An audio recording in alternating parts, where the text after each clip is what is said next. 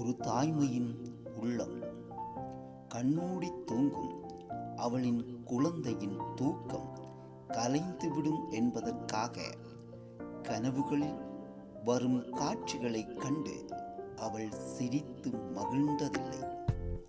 ஆடை அணிகலன்களில் அவள் அக்கறை கொண்டதுமில்லை. அவள் கண்களுக்கு மைதீட்டி தன் முகத்தை அலங்கரிக்கவும் இல்லை. பூமியின் மேடையில் தன் குழந்தை தவழும் போது அதை தினம் தினம் பார்த்து ஆனந்த சிரிப்போடு இருப்பவள் அவள். அவள் உலகச் செய்திகள் கேட்டதில்லை. உரைப்பும் உப்பும் தன் உணவில் சேர்த்ததில்லை. இந்த மழலையின் முகம் பார்த்து மங்கை இவள் தன்னை மறந்து மனித உயிர்களை படைக்கும் தெய்வமாகின்றாள்.